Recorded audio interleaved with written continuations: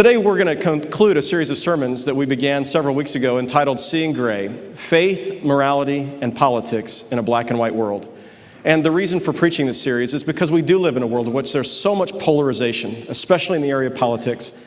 Now, we've talked about that in the area of faith, we've talked about it in morality. We're going to come back today to talk about it once more in the area of politics, and in particular, in the area of government. Now, I want to begin by teaching you 3 Hebrew words. These are words that are really important, and they dominate the Old Testament when it comes to discussions about how Israel was governed and what God expected of kings and leaders. The first one is a word called mishpat. Mishpat. Now, it's typically translated as justice, though it can also, it has a broader and deeper meaning than that. Justice, or mishpat, is making sure that everyone is getting what's fair, what's right, what's equitable. It's doing the right thing by all people. So justice typically comes up with reference to the disenfranchised, or those who are powerless, those who are the workers, or those who are the children, the widows, the orphans, the poor, and the aliens in the midst of the Israelites. And so many times, again and again, God speaks to those in power and he says, you have got to pursue mishpat, so that all of the people are sharing equitably, fairly, that the right thing is done by all people. And so God warns them. He says, if you don't pursue justice, I will. I will execute justice in the land. And in the process, if you refuse to do it, I'm going to see that your own nation falls. And so there were harsh words of warning for the people who wouldn't pursue mishpat. Now, the second important Hebrew word is a word called tzedakah. And the first 2 letters, the TS, are 1 letter in Hebrew, tzedakah. Can you say that with me?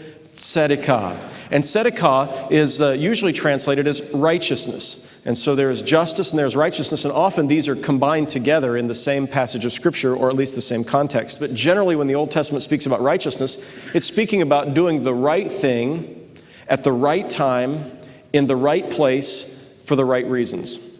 And what's interesting is this is not just a personal question that God asked individual believers to ask of themselves, but in the Old Testament, this was a question that kings were meant to ask about their policies and their way of governing. It was a question that the leaders in the nation were meant to ask, and if they did not pursue righteousness, judgment would come. We do the right thing, and typically that has to do with relationships with other people.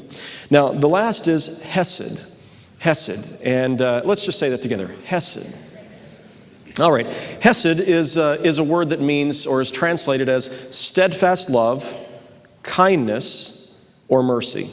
Steadfast love, loving kindness, or mercy. Now, it's not a feeling. So it's that you act with kindness towards someone else. It's a steadfast way of doing this, and you do it even when the other person doesn't deserve it. That's what's interesting about hesed. And that's why it's sometimes translated as mercy, is that you are doing the kind thing even though the other person is perhaps unloving to you or uncaring to you. And we find this word yoked together with justice in a passage most of you know, Micah 6:8, where God says, "What does the Lord require of you?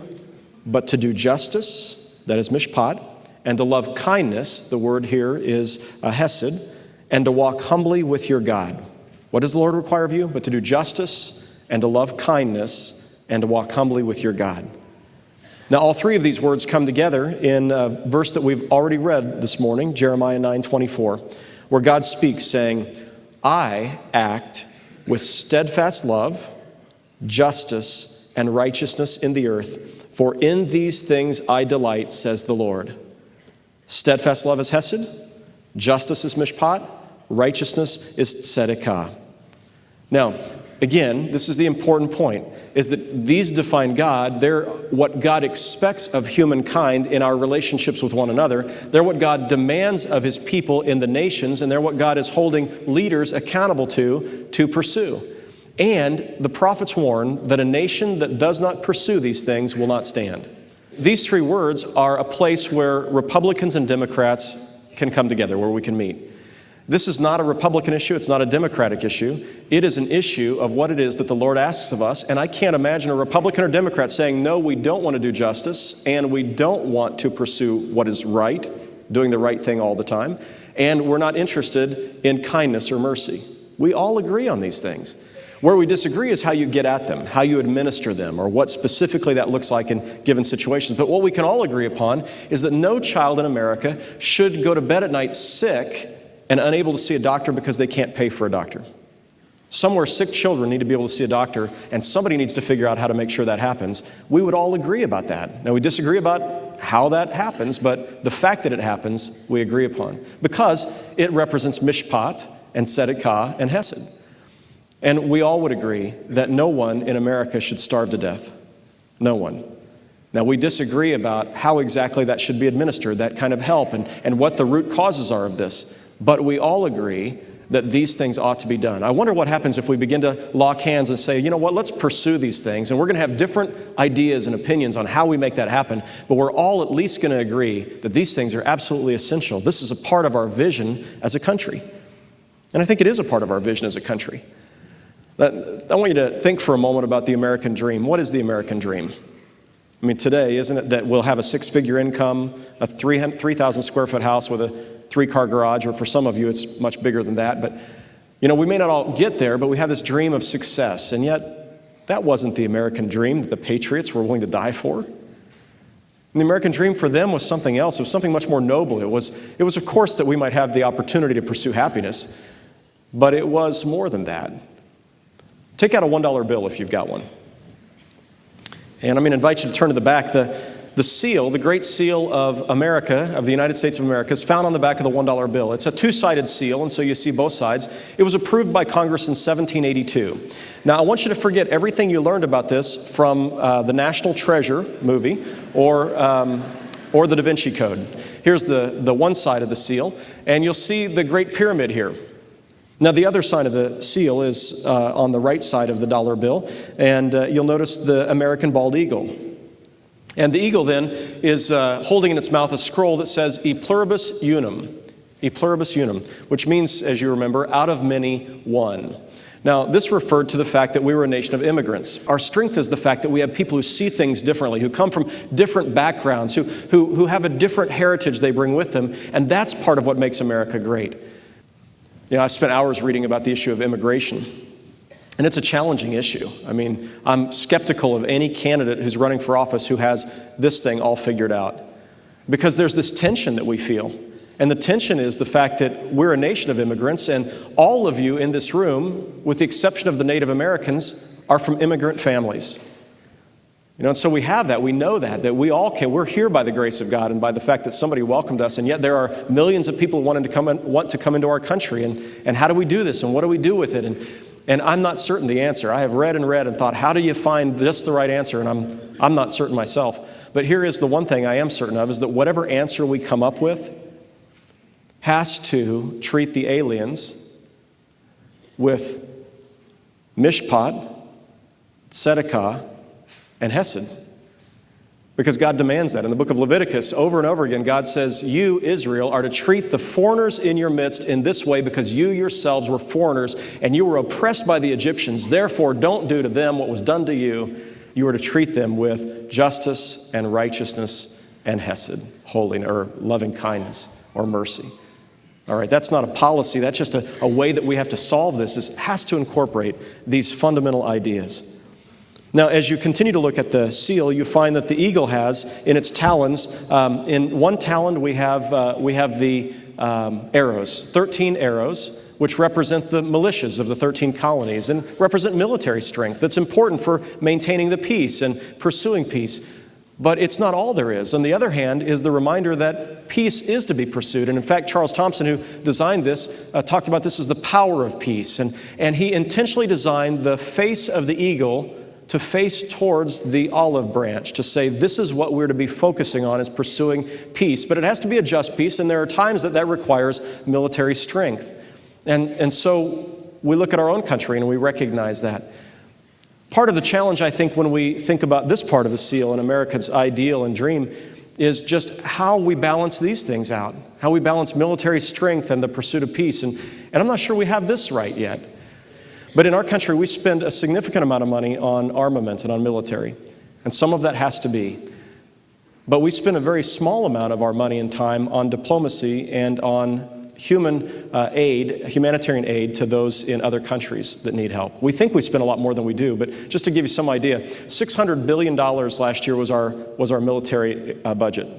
200 of that, 150 of that was for Iraq, and 450 was just our general military expenditures and the debt on past military expenditures. $600 billion. And it's hard to really know what does that mean until you compare that with what the rest of the nations of the world spend on military. And our $600 billion is more than all of the rest of the nations of the world combined spend on military.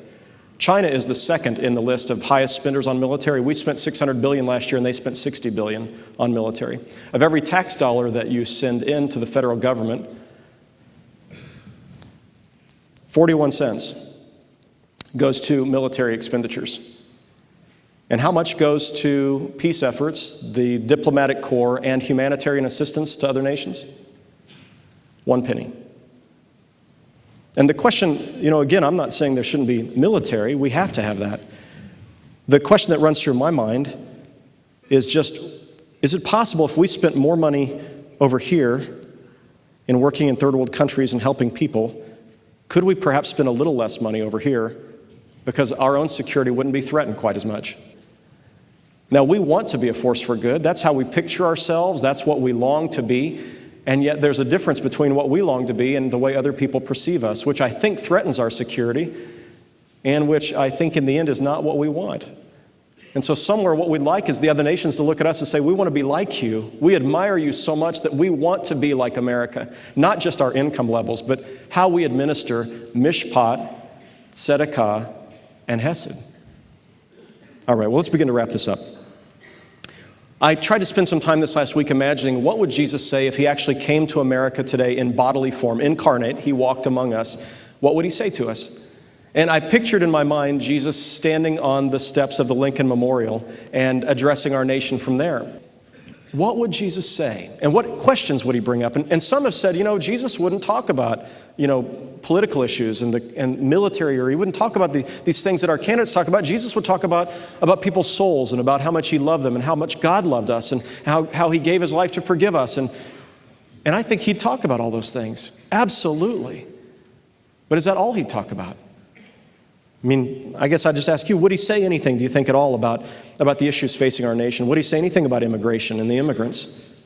Would he talk about abortion at all or not? Or would he say anything about homosexuality or not? And if he did, what would he say? What would he say about the war in Iraq or our total outlay for weapons of war? Would he mention health care or the environment? And what would his take be? Would he talk about the materialism in America on the one hand and the poverty on the other? What would he commend us for? And I think he would commend us for things and say, I'm proud of you for this. What would those things be? And what would he chastise us for? I think when we look at the Gospels, I spent last week reading the Gospel of Matthew, this past week reading the Gospel of Luke, and really asking this question, would Jesus even say anything about the stuff that we face as a nation and the problems we face at all, or would he only talk about, quote, spiritual things? And the deal is, for God, there is nothing that's just spiritual. Everything is spiritual. Everything is God's realm. The decisions we make, how we conduct our businesses, how we live in our marriages, all of those have to do with our faith. They have to do with the spiritual life. And so when you read Jesus' words, he says things like this. The beginning of the Sermon on the Mount, he begins this way. Blessed are those who hunger and thirst after righteousness. Tzedakah, doing the right thing in the right place at the right time for the right reasons. Blessed are those who hunger for that, for they will be filled. Blessed are the peacemakers, he said. Blessed are those who show mercy, that is hesed, who show kindness even when someone else doesn't deserve it, for they will be shown mercy. He told parables of the rich man and Lazarus who died at his gates, who was the poor man, parables of the Good Samaritan and parables of the sheep and the goats. He spent so much of his time healing the sick, those people that everyone else had turned away from. He took time for, and he made sure they were cared for and made well. I think he would remind us the true greatness, which is what we long for our country, for America to be great. But he would say true greatness is not defined by our GDP, our gross domestic product, or by our military might, but greatness is seen in humility and servanthood and love. I think he'd remind us of the children, the little children whose prayers he hears every night and who he sees every night before they go to bed. In our world, 30,000 children go to bed one night and don't wake up the next.